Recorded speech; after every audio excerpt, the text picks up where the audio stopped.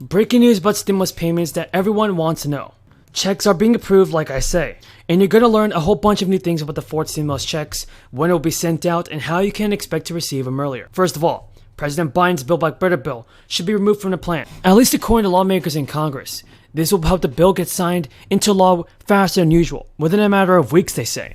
Joe Manchin now has new requirements for him to support the social spending bill. Now folks, a few days after lawmakers failed in an effort to pass the voting rights bill, Democrats are now turning their attention to reviving President Biden's Build Back Better Act. Biden's spending bill for Americans took a temporary pause in December.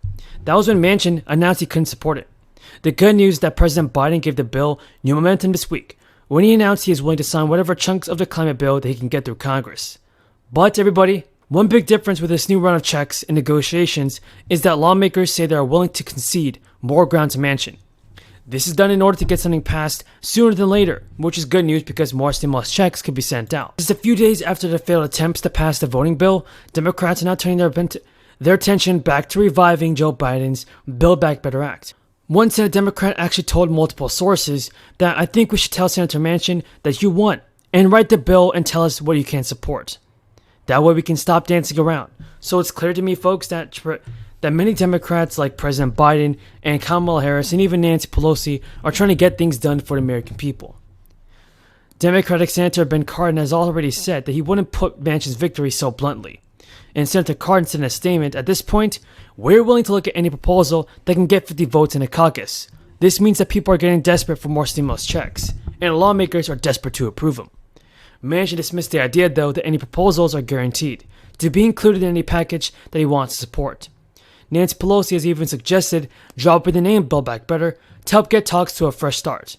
Chuck Schumer has already been forced to drop what were thought to be consensus proposals, like raising a tax rate.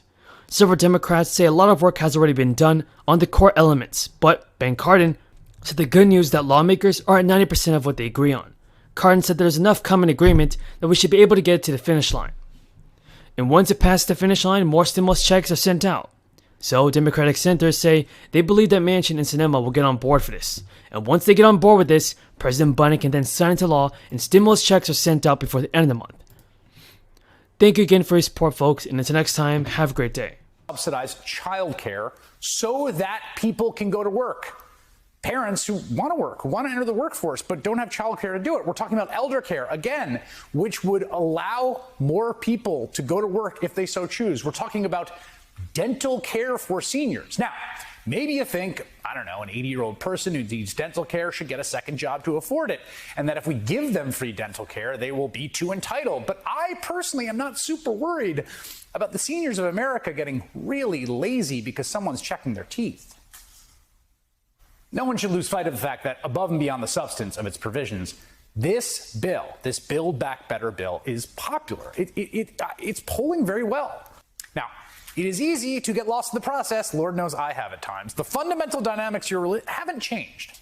The overwhelming majority of Democrats in Congress, in both houses, support the $3.5 trillion Build Back Better bill. 95% of the Democratic caucus across all kinds of geographical areas, both moderate and progressive, people in very, very, very safe seats, and people in what's called frontline seats, right? People that are in swing seats that are going to have to defend next year.